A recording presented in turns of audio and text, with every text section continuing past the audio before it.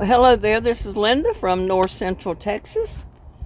I was out here just checking on the garden after this rain we had, and I came across some more tomatoes, and see what's happening. They were really pretty until we got all this rain, and now they're starting to split. So I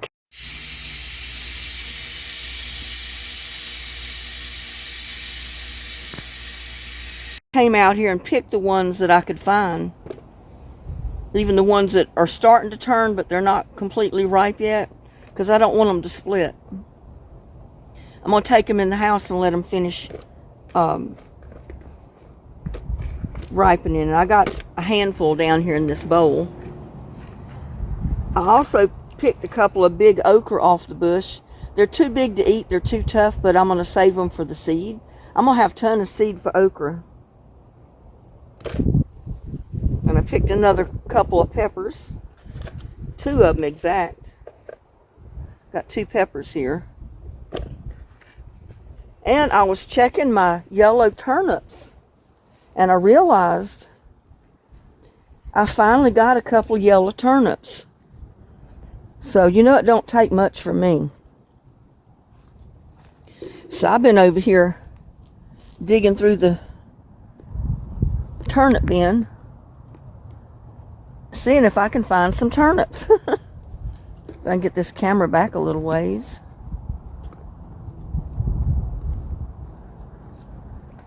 But I pulled this one up because it looked like it had turned into a pretty good sized turnip, but it's kind of small. But I've already pulled it, so, and it don't look too good. It's basically woody, so it's going to go in compost, I think. But you can eat the turnip tops. So I'm going to save the turnip, the top, and I'm going to put the rest of it in the compost. But I saw another big one over here. Let's see. This one, I don't know. It might not be too woody. I can take it in the house and see.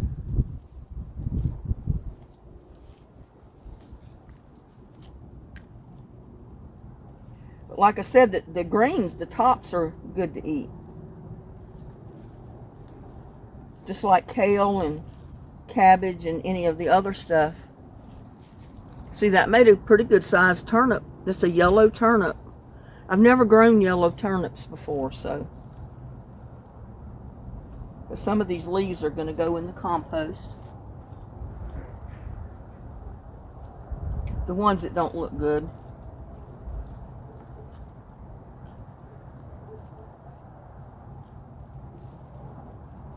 But most of them look pretty good.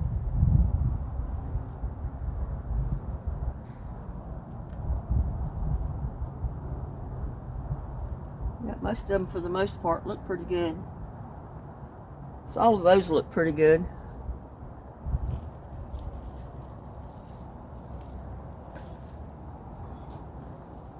Let's see what else I can find over in here. Oh, there's another one there. Look at that. There's another yellow turnip, y'all. That's a pretty good sized turnip, if it didn't get too woody on me.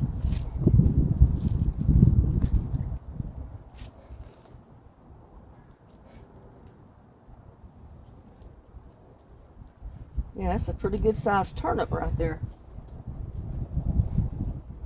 I don't know how big the yellow turnips are supposed to get, but we'll check.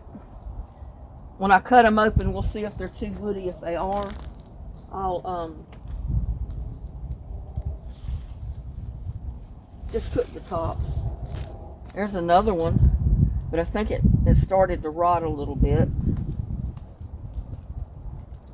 I may have left them in there too long, and not thinking they were turning into turnips. I think that's what happened. They probably should have been in that raised bed. Well, I'll know next time I plant them in the spring. But the tops will be good. They'll make good compost and they'll be good to cook. See, those are some pretty greens.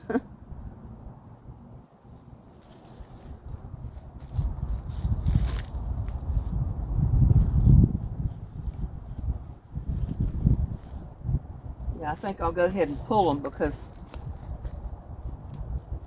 I think they stayed in the ground too long. Yeah, part of it's rotting. But I might salvage a piece of it off of there, I don't know. To go cook with the greens there.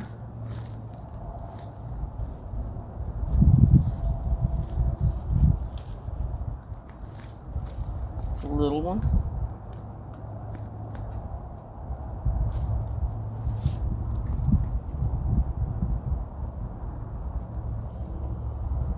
So I'll know next year to plant them in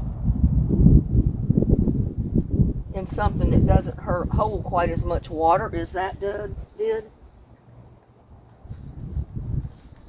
I want to keep all my leaves to put back in here because they're going to be good compost.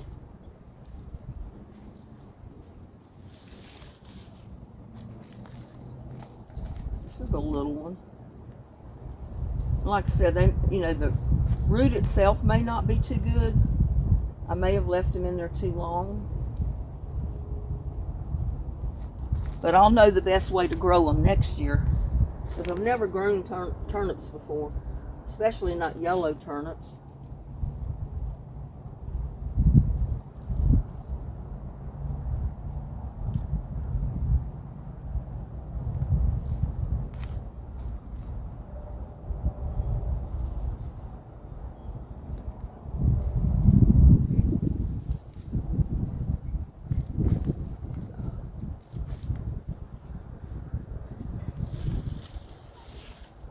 Another one.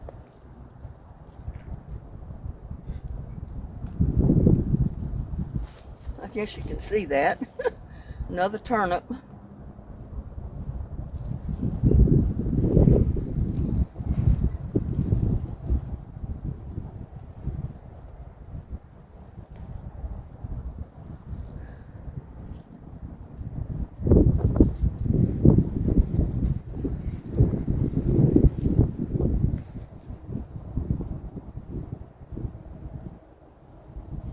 Plenty of tops though.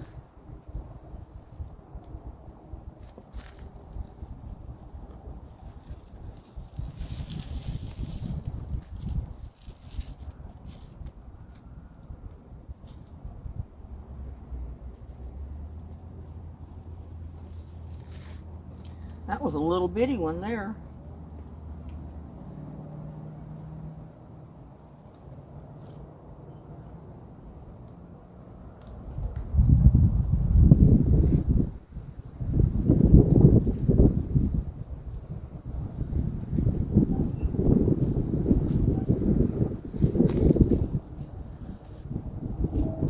You can make dumplings when you cook turnip greens just like you do collard greens or any of the rest of it.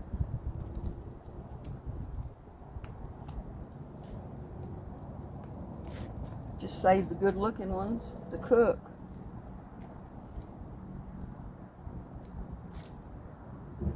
Take off any that don't look too good. But look at that. I just hope it's not too woody. We'll find out.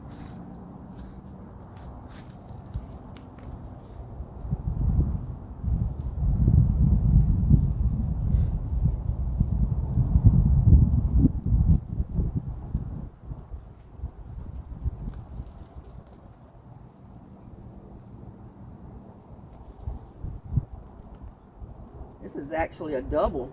It's a twin.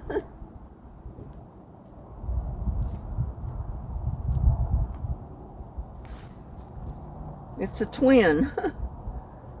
Well, it actually tried to be triplets. 3 of them stuck together. Put all these leaves I broke off back in there for compost in the top of my tote.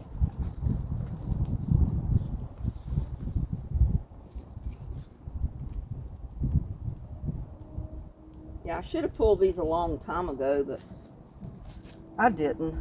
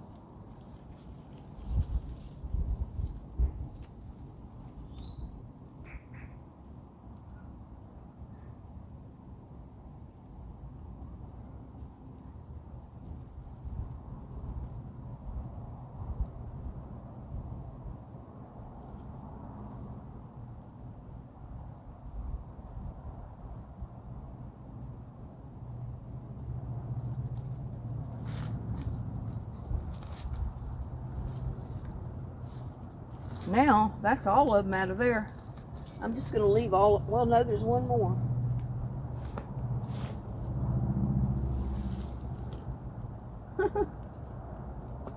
It's a little one. Even the plant's a little.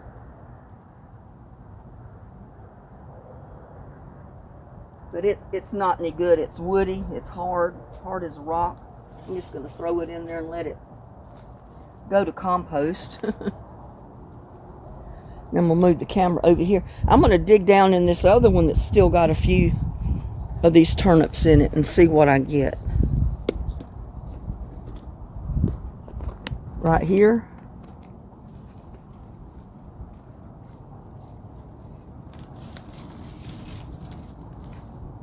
It's a good size one, if it's not too woody.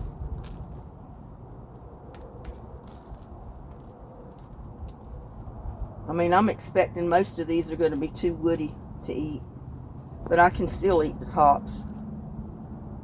These tops are still good.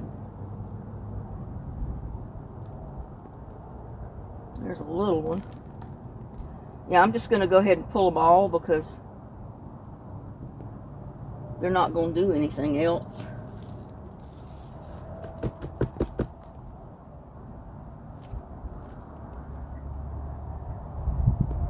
And that one's not good. I can see it's busted open.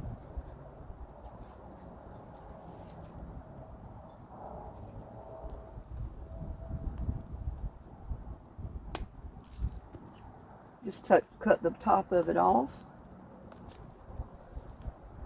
And I'm going to take these and I'm going to, along with the ones I got in the bowl over here, and I'm going to take them in the house. Oops, I see a pepper that fell. Look at that. The wind must have broke it off. So I'll put that in the bowl. Look at there. There's Lucky. And little Buddy. Where is he? Oh, he's walked away. He's walking back up to the steps or to the porch. The patio. Lucky's still here. But I got this big bowl of turnips. Look at that. Turnip greens with turnip roots. I'm going to take them in and I'm going to wash them. And see if I can get enough to cook. And if I do, I will bring you back while I cook them. Well, hello. I'm back. I got my greens washed and ready to go in the pot. I spared you all those details, but I got all my stems cut off. And I just cut the stems off where the leaf starts to flare out. Because I don't want to cook all that stem. And I've peeled and cut up what little bit of turnips was there that was, you know, I'm able to cook. And we're basically going to do just like we do my collard greens, my kale, or any other kind of greens. I usually use fatback. Out here in Texas, they don't have fatback. They don't even know what fatback is. That's a southern thing, like North Carolina thing, maybe South Carolina. But they don't have it out here. So if you don't have a ham jowl, you know, hog jowl, something like that, maybe even a neck bone. If you got a neck bone, you can cook them in your turnips. You can cook them in your greens. They do back home all the time. I don't have either one of those. All I've got is bacon. So I'm going to do like I did before. I'm going to put a couple of strips of bacon in my pressure pot here and fry it up real quick.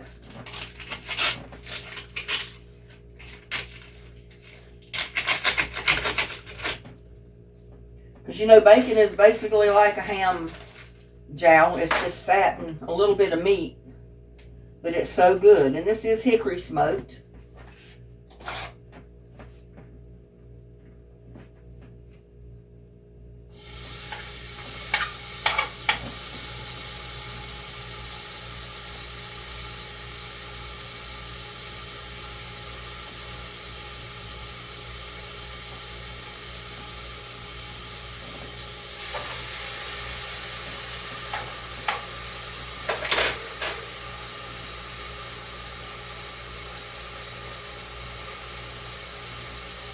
Cut a couple of pieces in half. I'm going to fry them up so I can make me a tomato sandwich. I got that Ponerosa pink tomato, right? The biggest one that was out there. And man, I have been thinking about a sandwich from that tomato all day. So I'm going to end up making me a tomato BLT with it.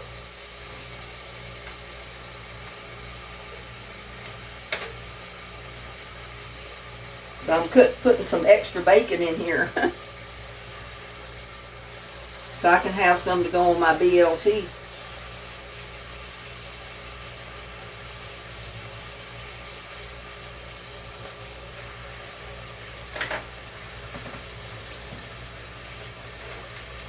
Go ahead and stick this back in the refrigerator. I don't want to leave it sitting out.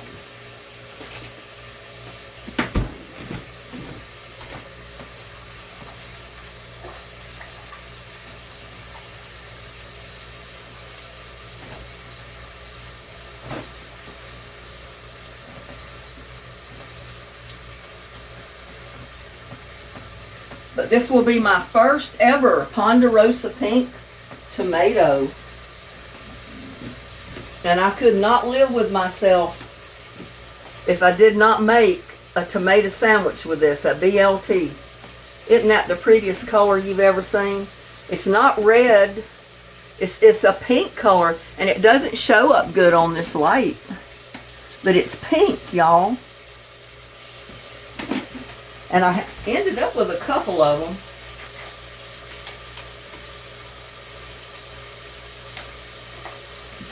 I had picked 3 that were right.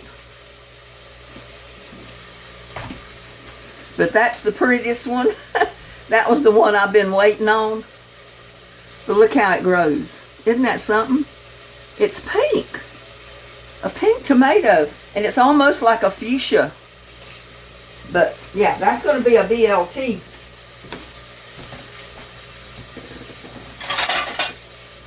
When I get all of my stuff going here, I'm making me a BLT and I'm going to eat it. Let's see if I got any more lettuce. Well, maybe I don't have lettuce. Yeah, I do. Just enough probably to make a BLT.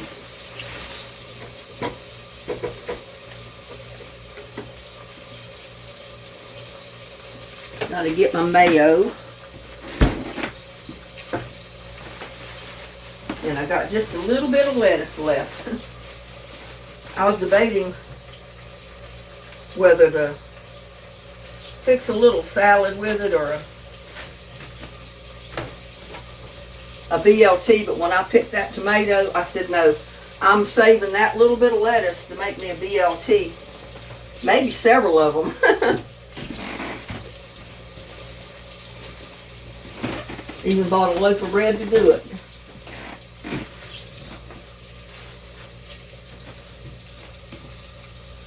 Because this is romaine lettuce, and it's the long pieces, you know.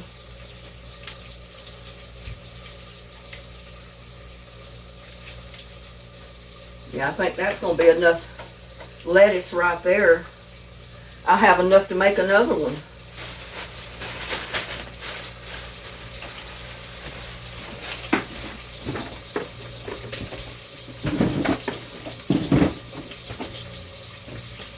Yeah, I love it when I can just go pick something out of the garden and start eating it. Just like I eat my tomatoes when I'm walking through the garden half the time.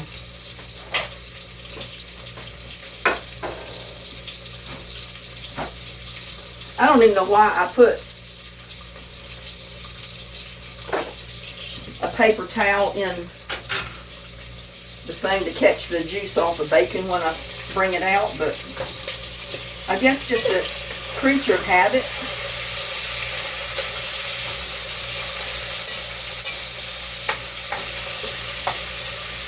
And most of this bacon is just twisting all up.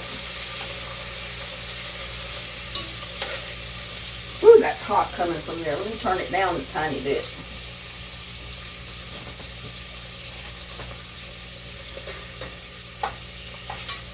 I kept telling my son, because I never had a garden really here. I tried to grow flowers. And it took me forever to ever, figure out how to grow flowers in this area because it's so dry and hot. And I realized, and it's so rocky, that you got to do it in a raised bed. Oh, I just touched my finger on that pot. And it was not cold, y'all. But yeah, it took me forever to figure out how to grow even flowers in my rock garden. And then about the time I figured it all out, they started having water rationings on us. And then I couldn't water everything the way I needed to. And I lost a lot of flowers. I mean, I had hundreds of dollars in plants, rose bushes, flower bulbs, all kind of stuff in that rock garden out in the front. And all along the side, I lost probably 75% of the flowers I had during all the water shortages and the times they turned our water off completely. So I'm looking forward to the time that we don't have to ration our water anymore, and I'm free to water my plants the way they need it.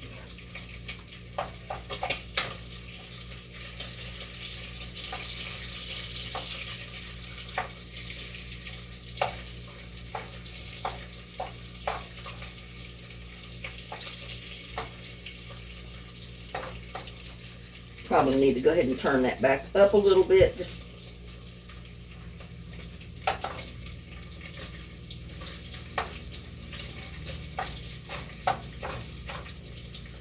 But if you live in an area, that has better soil, I mean, we've got pretty decent soil. It's just so rocky. There's so many rocks, you can't hardly dig a row in a garden to try to plant anything. I planted holes between rocks when I planted my garden in the ground before, and it did well as long as I could keep it watered every day. But when they went into, rationing our water, I couldn't do it. So I couldn't plant a garden in the ground anymore. I had to do something in a pot or a tote or a bucket where I could hold water in the bottom. And it works pretty good. You just have to go through trial and error like I've been doing to figure out what grows the best where. Whether like the turnips, I think would have done a lot better if I'd have put them in a raised bed so they had more drainage. They didn't get quite as much water to the roots because a lot of my turnips kind of rotted. They got woody. And I think they would have done better in a raised bed. So next year, I'm probably going to plant my turnips of any kind, or rutabaga, in a raised bed.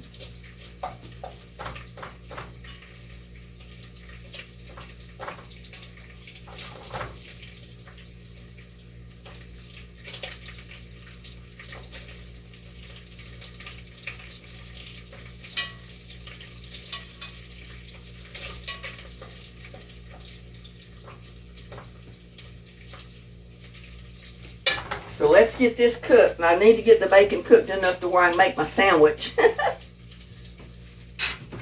Gotta have me a BLT, y'all. That's a must-have. And hopefully pretty soon I can get around to finishing my floor.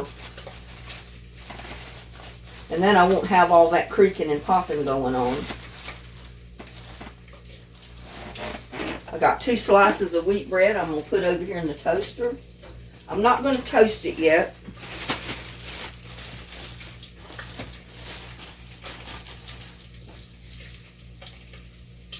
Because it'll get too dry and hard if I do. But it's there waiting. It's in the toaster. All I got to do is push the toaster down.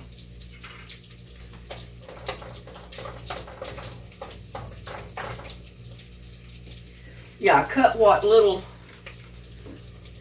turnips they were, and I cut them into chunks, you know, so they will cook a lot better. I didn't leave them whole. And I'm going to cook them right in the pot with my greens.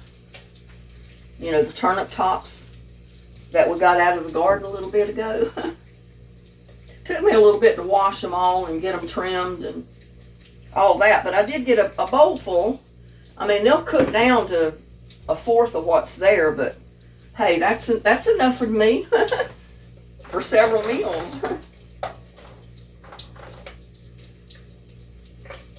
It's enough for 2 people. Depends on how good they love turnips. How much one person's gonna eat.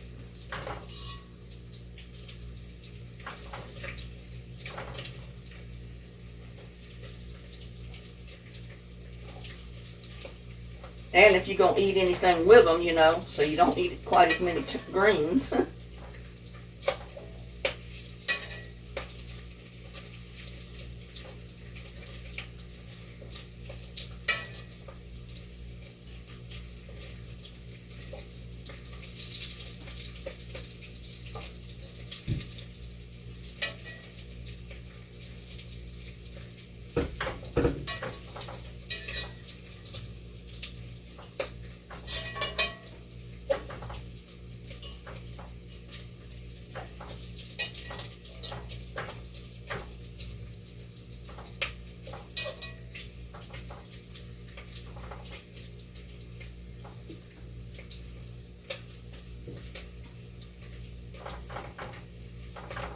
Ooh, popped in my face, y'all. Bacon is dangerous. Popped me right on my forehead.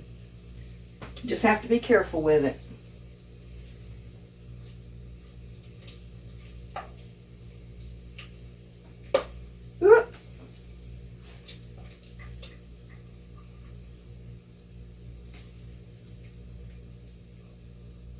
Get me some bacon out for my sandwich.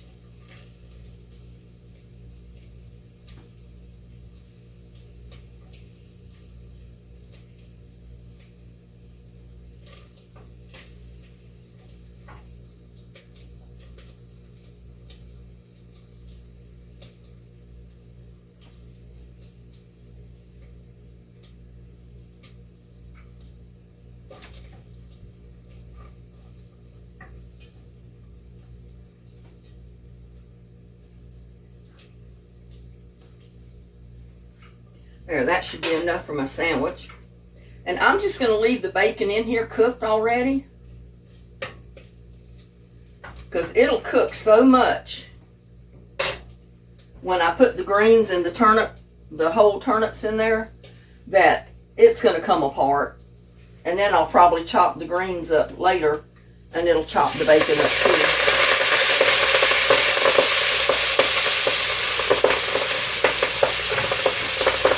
Yep, you can tell that I washed the greens.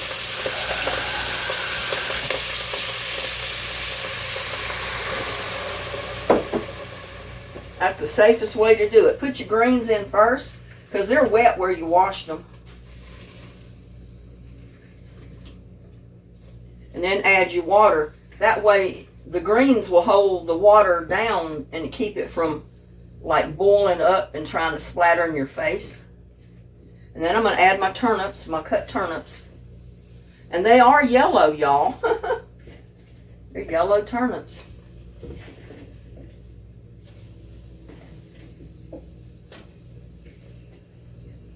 A couple of pieces are a little bit questionable on about being too woody or tough, but we'll see. I can always take them out.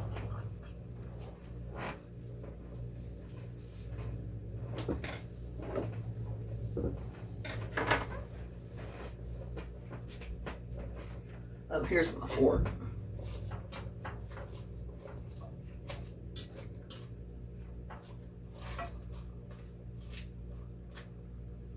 That's all the seasoning I'm going to put in there for right now. Put another little bit of water. I got maybe 4 cups of water in there.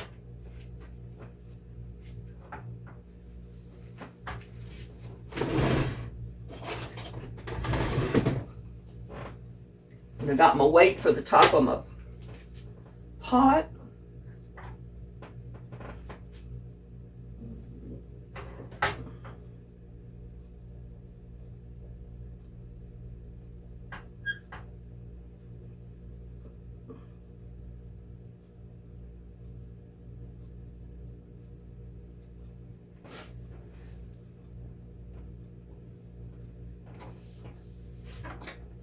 Get that cooked down a little bit. Get it to boiling.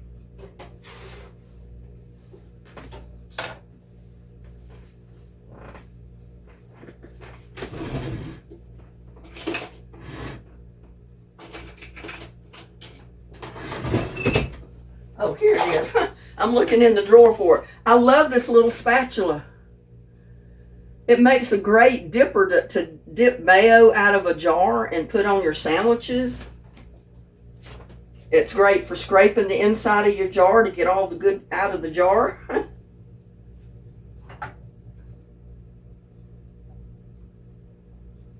Now I'm going to go ahead and put the lid on here. I'm going to wet it a little bit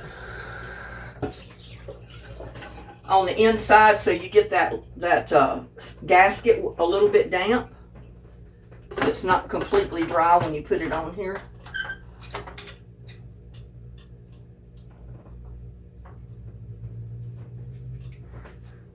And I'm going to put my weight on. This is a 15-pound weight that I've got. It's only one weight size. You don't adjust it. Like the other one I've got, it's adjustable. It's got different weights from 5 pounds right on up, I think, to about 20. Now, while that's getting hot, I'm going to leave it on there. When it starts jiggling, like I said, I'm going to turn it down to where it'll just jiggle a little bit, maybe every minute or so, every 30, 45 seconds, maybe, something like that, so it don't get too hot and explode or blow your seal out of the lid like what happened to me one time. Now I'm going to go ahead and put my bread down.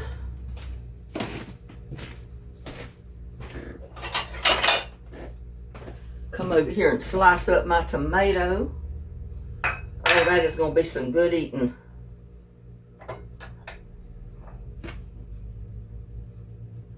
Take that little thin piece off at the top because I don't want to eat that. Nothing but the peeling. And I'm going to cut it kind of thick. Not too thick, but kind of thick.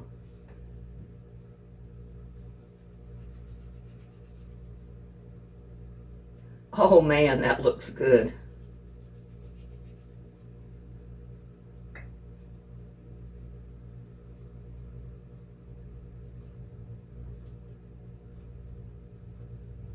Cut it off the stem. But look at that. Doesn't that look good? Ponerosa pink tomato. That's a beautiful tomato.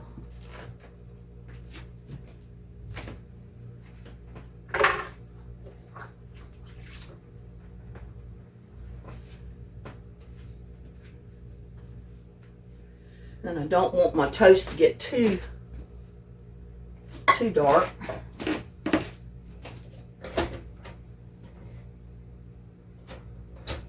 And I do have wheat bread. I'm using wheat bread.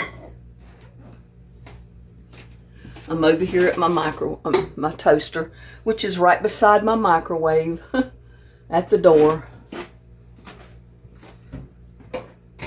Right here.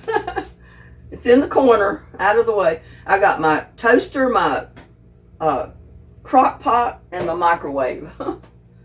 That takes up this whole little counter because there's just enough room beside the refrigerator on this counter for my microwave, my crock pot, and my toaster.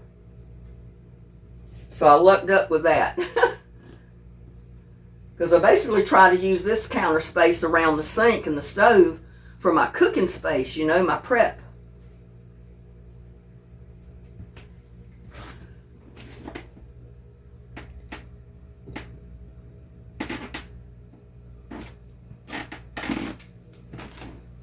Oh, it looks so good. I gotta try it, y'all.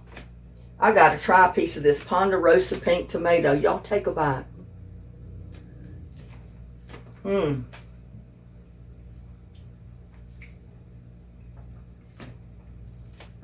That is so good.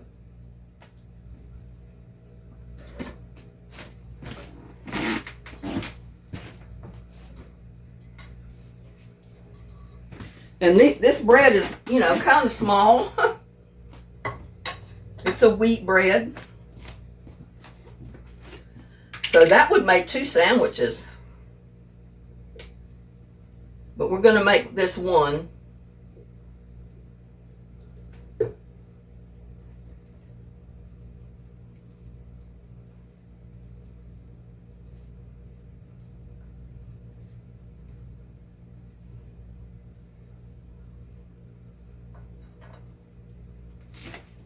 Got to get me some salt and pepper.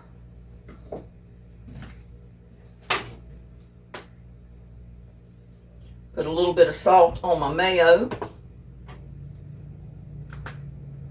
A little bit of pepper on my mayo. Now I'll come in with my slices of tomato. Look at that. Oh. That is going to be so good, y'all. Oh, goodness. And I'll have that to make another one. Get my bacon on there. Maybe I won't put all of this bacon on this one. That way I'll have some to put on another one, maybe.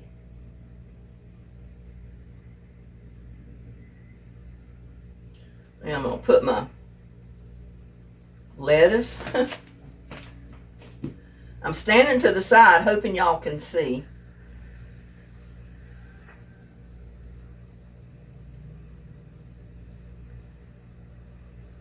I don't think I'm going to use quite all this lettuce.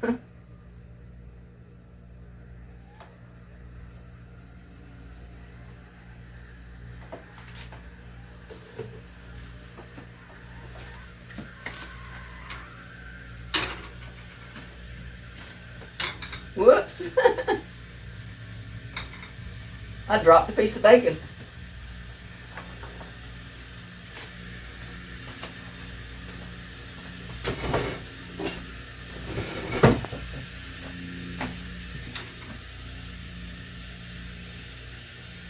I'm going to cut it in half this way because that's the way the slice of tomatoes was on it.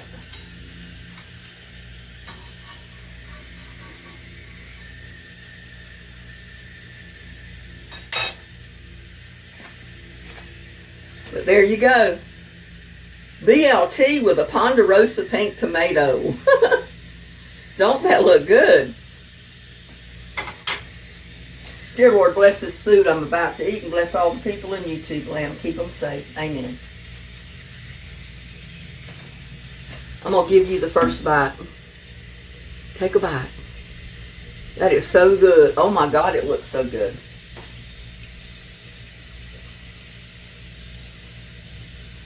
Mmm.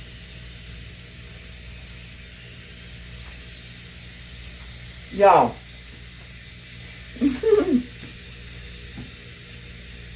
That is so good.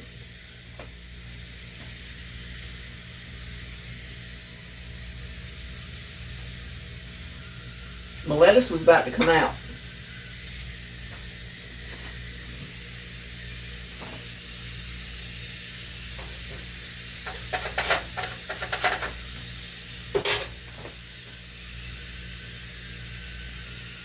Turn that down a tiny bit because I don't want to overheat with me.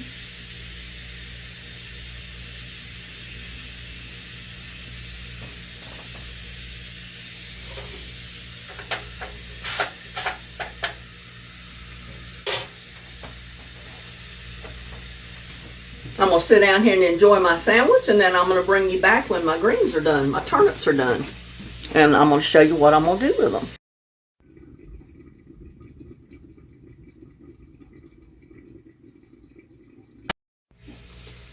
Hello, y'all. I'm back. And I think my greens are done. I'm going to take them over here and put the pot in the sink and run some cold water on it. Try to cool it down.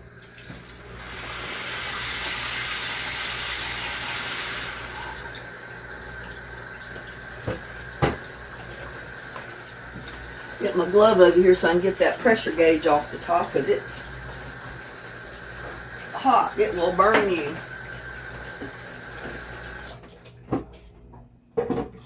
And that's all it takes to cool your pot down.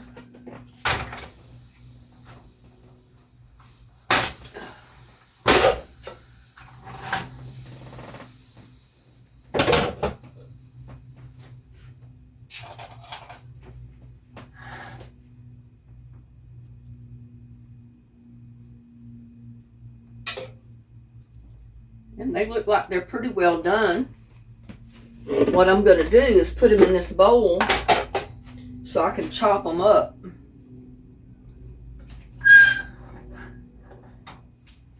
Just the same way I do my collards and my kale and spinach and all the other stuff.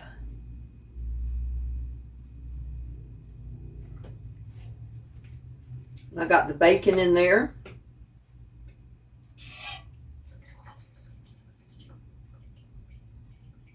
It's in a little bit bigger bowl than what I really need, because I like to put it in there to chop it up. That way I've got plenty of room.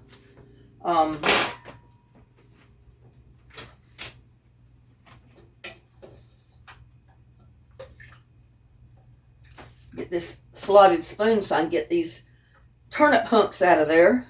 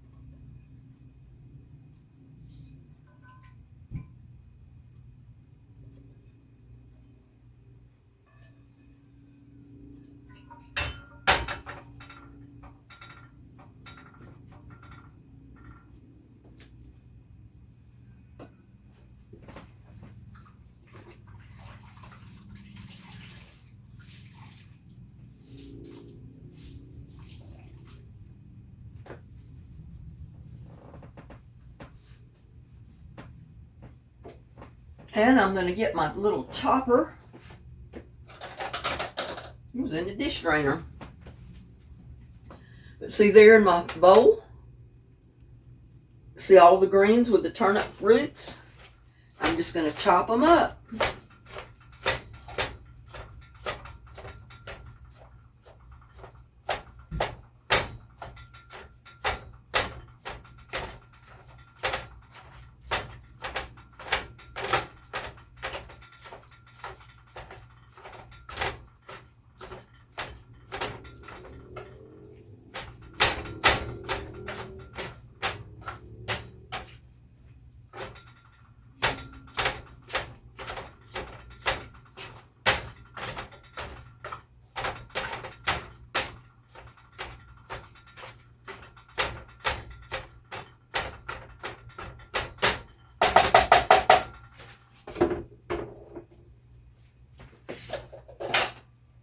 Now I'm going to go ahead and put them in this clear bowl. It's smaller.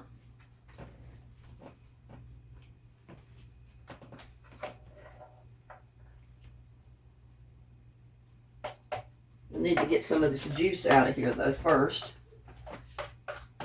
And I think I'll put it right in my pot because I'm going to make me some dumplings.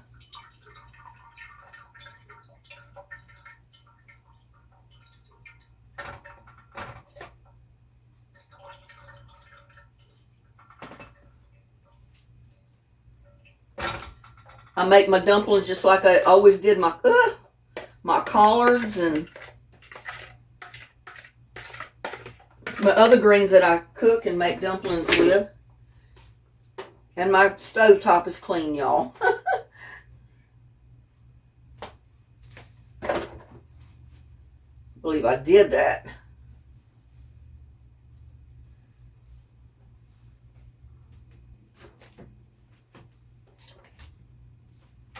Got it on the side of my bowl.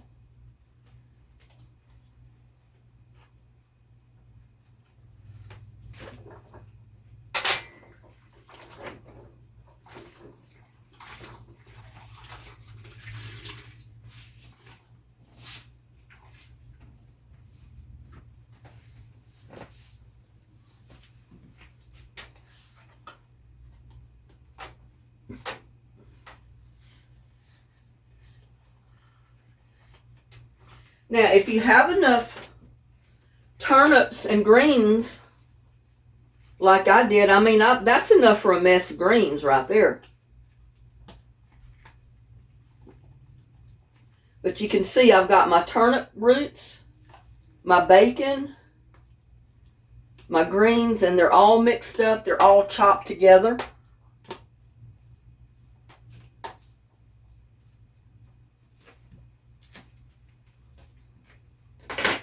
Now that's the way they eat greens in the South, y'all.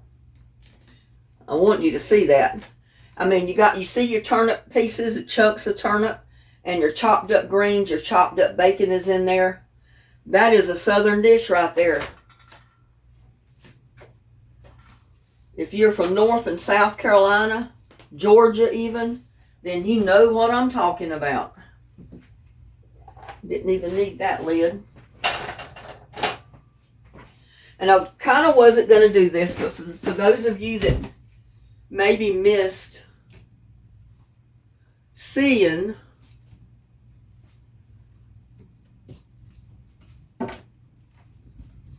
I don't want garlic salt. I want garlic.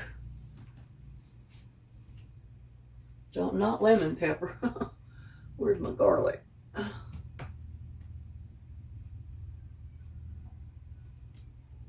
Oh well, I'll use a little of this.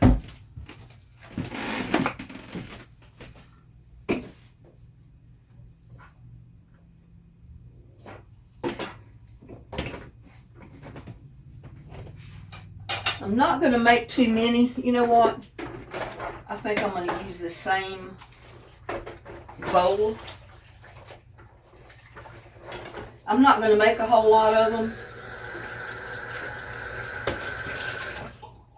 But maybe for those of you that miss seeing me make them in some of the other videos, I'll go ahead and make them in this video. A little bit of them. Not a whole lot, but I will make some.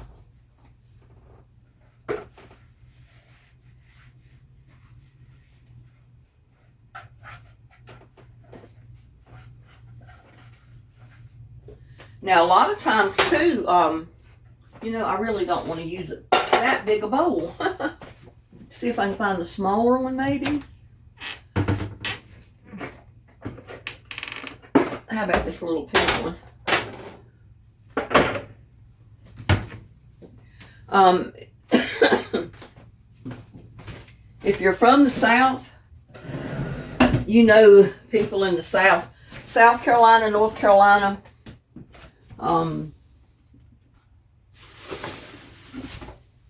Georgia.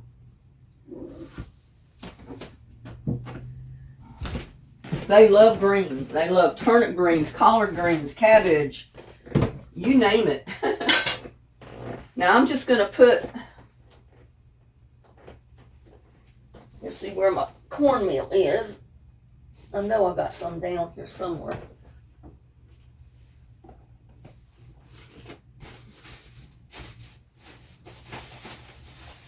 I didn't plan on doing this or I'd had it ready.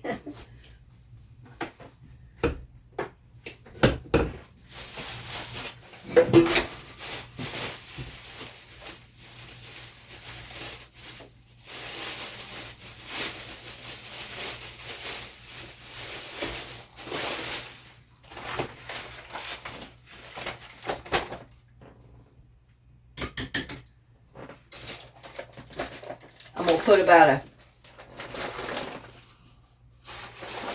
half a cup of cornmeal.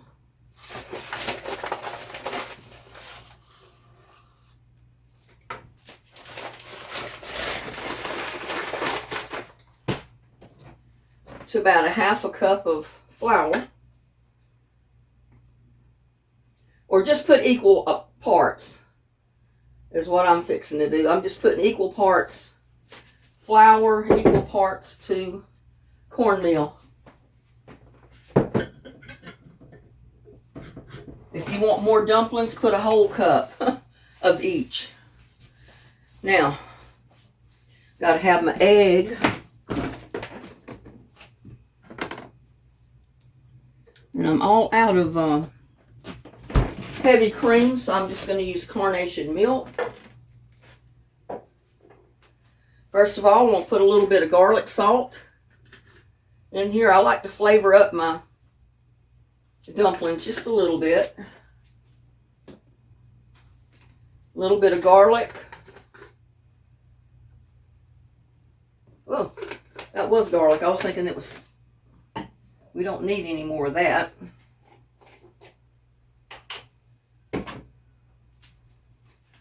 Oh, my sugar.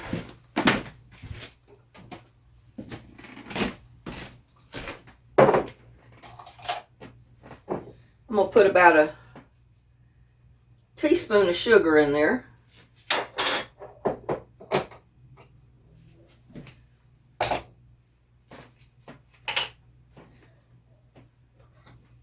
I'm going to mix that up a little bit.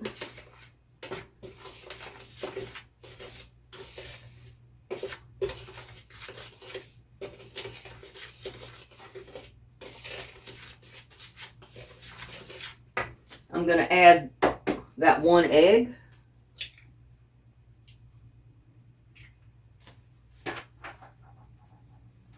We'll add a little bit of milk. You can add any kind of milk or cream, heavy cream, whatever you want.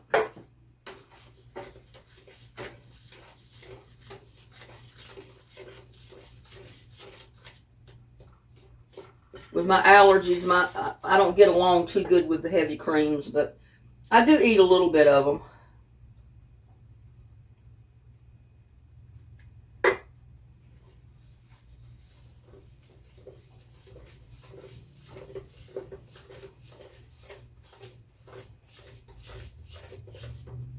We'll put just a little bit of water.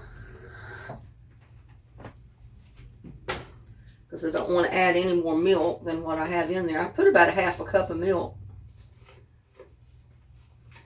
And it was evaporated milk, so it's pretty strong.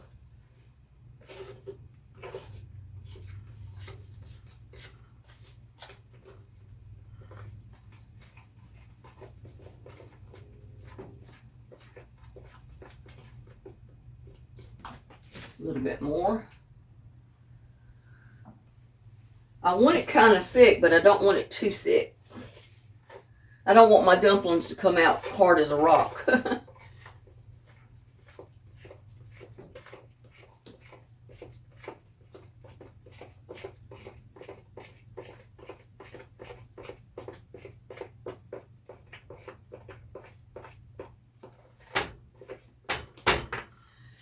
And I am going to add just a little bit of that garlic salt just because I want some of the sea salt in there. Not much, because I've already got garlic in there.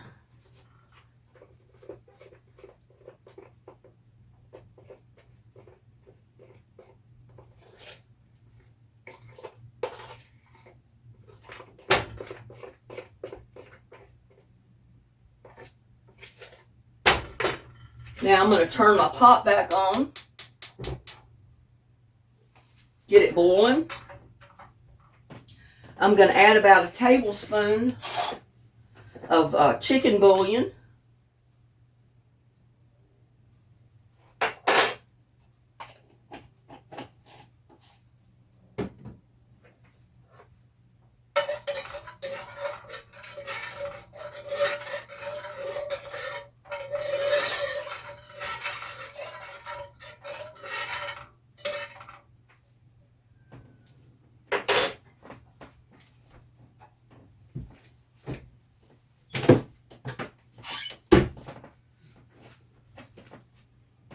Get it coming to a boil.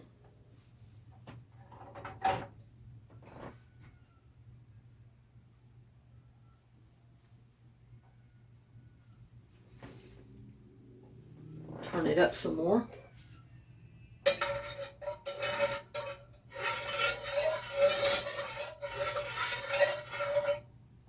I hear cats screeching at one another out there. I guess they're wanting to fight. I don't know which cats it is. We got so many cats that hang around here. You probably can hear them on the camera.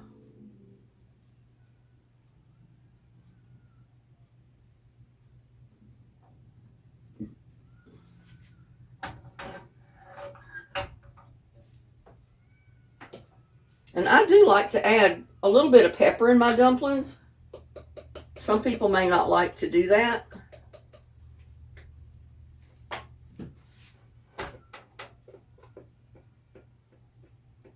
And that's personal choice, personal preference.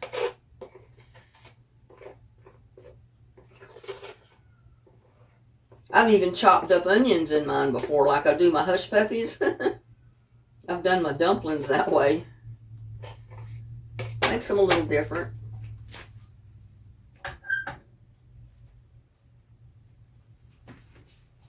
I think I'm going to have to add just a little bit of water. Not much. Just a little bit since I added that chicken bouillon.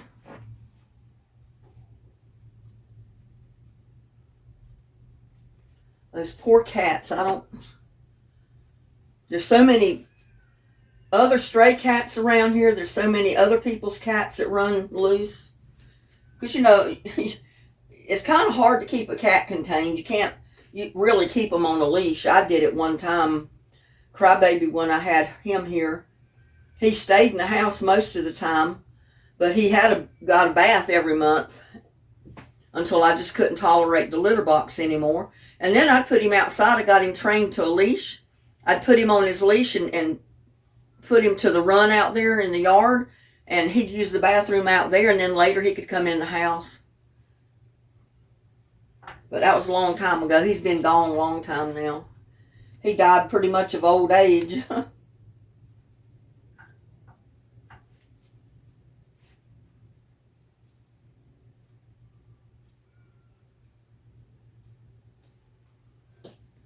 It's almost to the boiling point.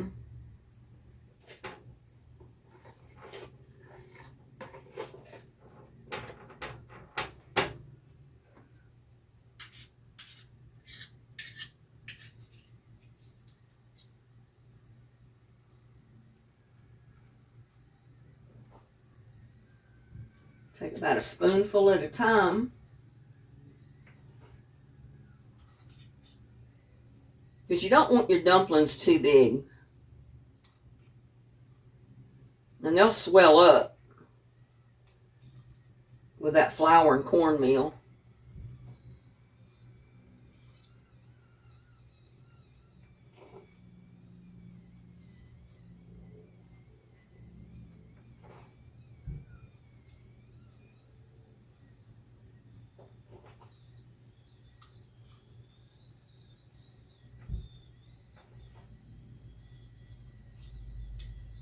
After you've been making dumplings for a while, you'll see what size you like the best.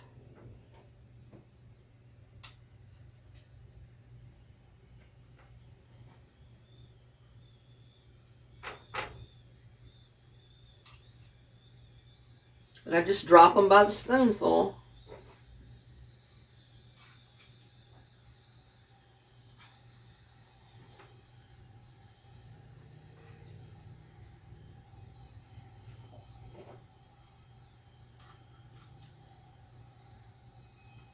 I think I put one on top of the other one.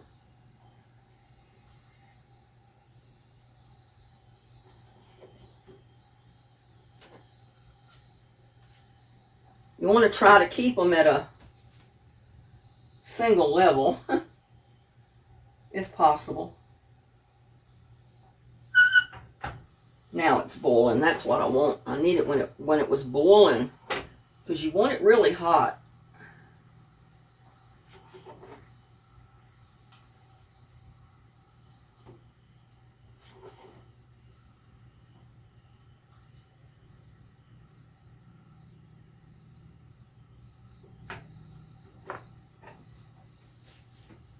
And I don't stir it, but I can take the spoon and kind of push them down under the liquid a little bit.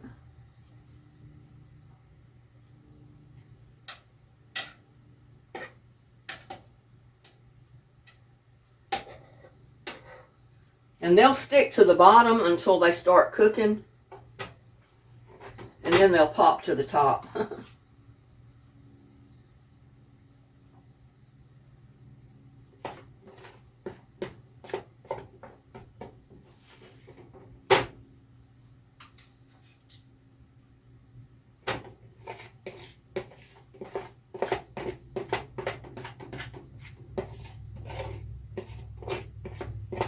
Just try to get them beside one another. Try not to put one on top of the other one, if at all possible. Sometimes you can't help it.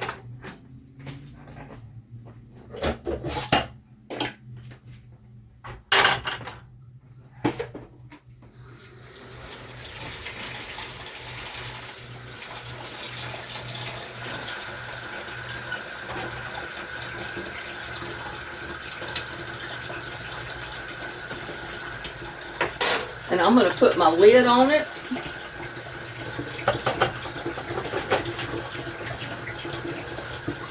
Turn it down just a tiny bit because I don't want it to boil over.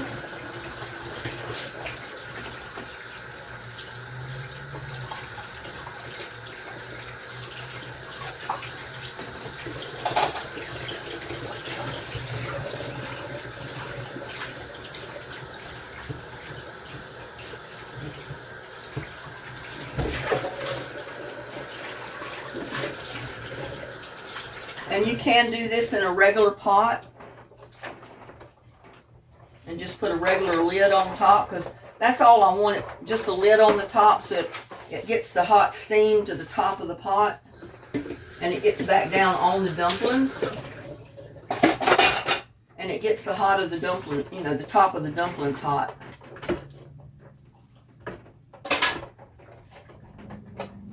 Meantime, you can wash up a few dishes. So you don't have everything dirty.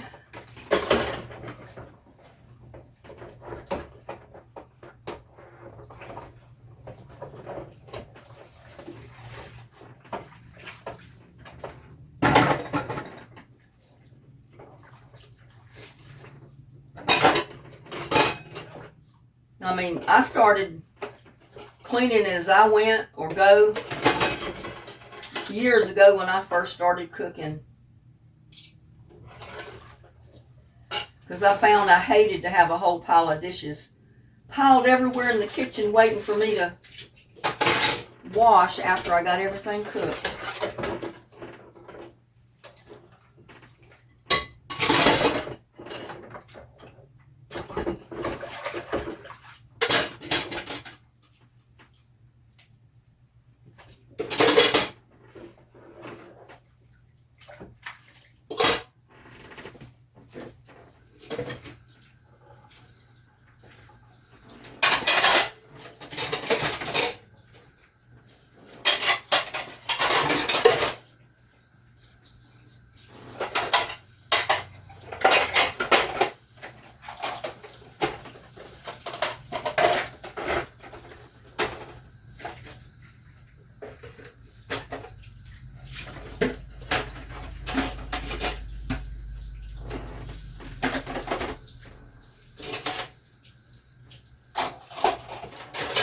So we don't want to put pressure back on it, but we want that little bit of steam from the pot boiling.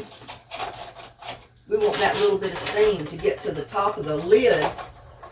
So then it falls back on the dumplings and it helps cook the top of the dumplings. I had a leaf in there. Whew, it's getting a little bit too hot.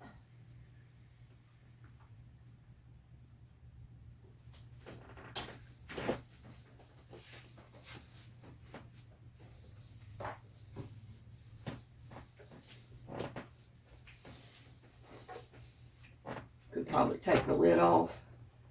Take a look in there and see what we see.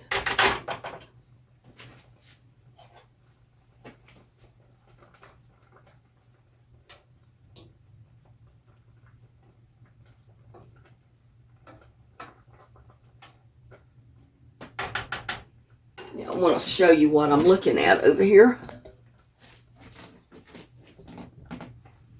You can see the dumplings. So you don't want to stir them. You can just push them down to where they get liquid on the top of them. And that's what covering them up does.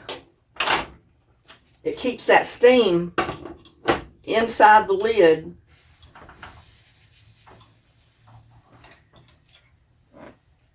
and helps cook the top of the dumplings. And you only leave them at a kind of a medium boil for about 20 minutes covered like this. 20 minutes is usually more than long enough to cook the dumplings because you don't want them to be doughy and not cooked inside. Whew. I wanted to also show y'all something. I don't know if you watched the video with me out in the yard, but I said I had a bee sting. Well, he actually stung me in the house. And I'm not in a good spot to even show you my arm. You see there? Now, it was not that red. The redness went away, but it was itching really bad. And I kept finding myself wanting to scratch it. So I put an anti-itch cream on it, an antibiotic cream. And I took a Band-Aid and just put a Band-Aid over it temporarily to keep me from scratching it or rubbing the cream off. And I left that Band-Aid overnight. And look at there. I had an allergic reaction to the Band-Aid. I broke out where the Band-Aid was touching me in little blisters. That's how allergic I am. I'm even allergic to the glue on some Band-Aids. Some of them don't bother me. Other ones, they break me out. It depends on the company that makes them and the type of glue they put in the Band-Aid, you know, that sticks on your skin. But yeah, that's been a whole day and night, and it's still red. And it's all irritated, and I can run my finger across it, and it feels real bumpy because it's just full of blisters. And the bee sting is in the middle. The bee sting is in the very middle, and you can see the hole where the stinger went in.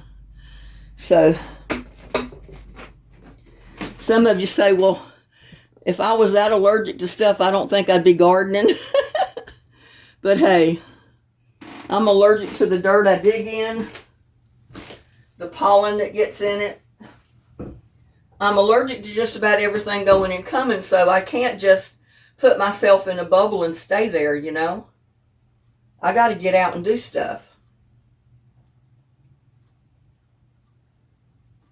But I think this is one of the first times, or it might be the second time, that that's happened to me, where I've put a Band-Aid on a sting or a cut and left it overnight and woke up the next day. And I was wondering, I said, well, it's itching worse than it did when I went to bed. I mean, it was like really itching me. And I pulled that Band-Aid off, and there was that great big red square blotch on my arm, and it was just full of little blisters, little tiny blisters. And I knew what it was. It was allergic reaction to the glue on the Band-Aid. because I was tested for millions of things years ago to see what I was allergic to, and the Band-Aid adhesive is one of them.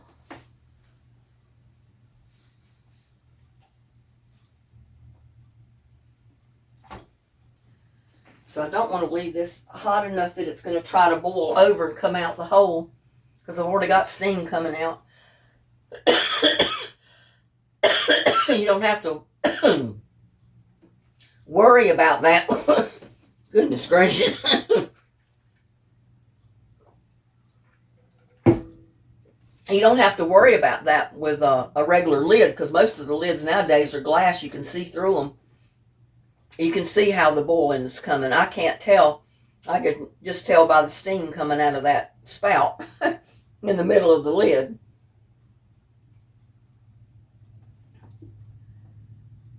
Let it go for about another 5 or 10 minutes and it should be done. But I didn't even try my greens yet. Y'all, let's taste some greens with some turnip root and greens on there. Don't that look good, y'all? Y'all take a bite. Go ahead, don't be shy.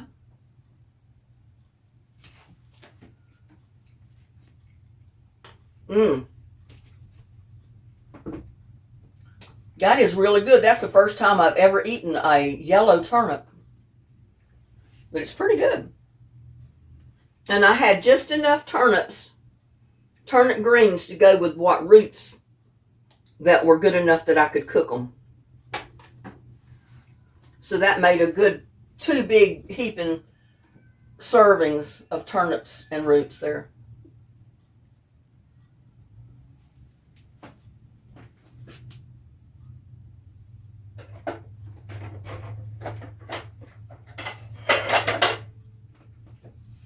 And something that goes good with this is, and like I said, I don't fix cornbread or any type of bread when I have dumplings, because dumplings is basically my bread. I don't eat any other type of bread. But you can, fry you up some ham slices to go with this, and you got a good Southern meal, 100% Southern meal. Or like if you put a ham bone in with the greens cooking them, and you probably got big hunks of ham left on there, you can put that on your plate with your greens and your dumplings when you go to eat. There's your meal right there.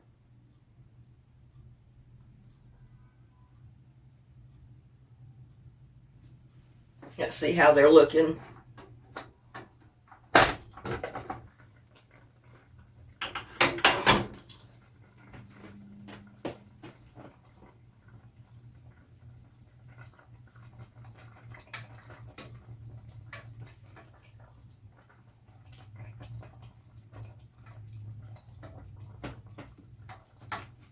I need a different type of spoon.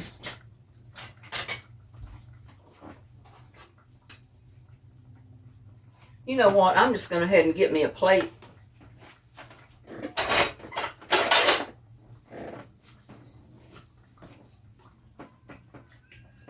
Try to get some of the smaller pieces of dumpling, because I know they're cooked. And I'll leave some of the other ones in there to cook a little bit more.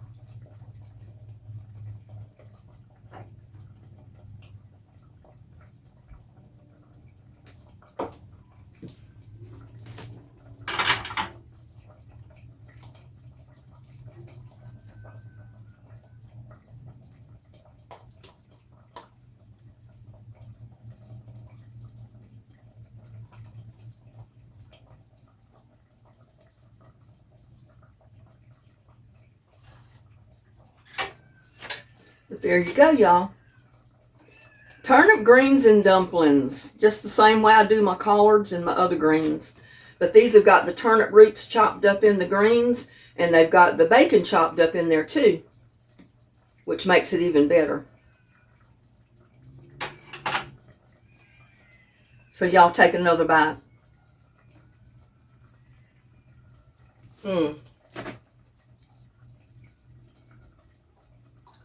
Let's try some of this dumpling. Y'all take a bite of dumpling. Cornbread dumplings, y'all. Hot.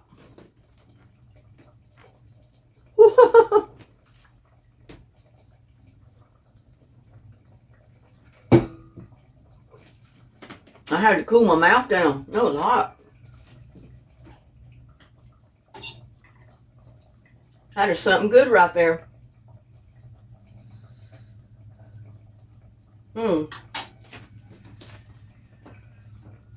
I'm going to let those cook just a little bit more.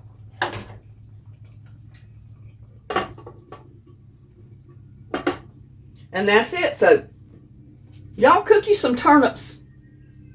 Turnip greens, and fix you some dumplings.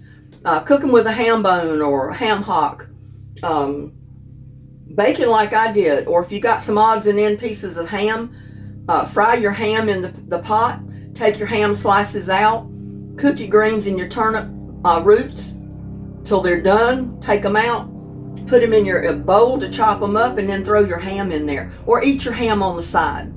And you got a southern meal, y'all. You can't get no southerner than that. And with that, I'm going to bid you a good night. Y'all have a blessed night, blessed week, and I'll see you on the next one. Love y'all. Bye.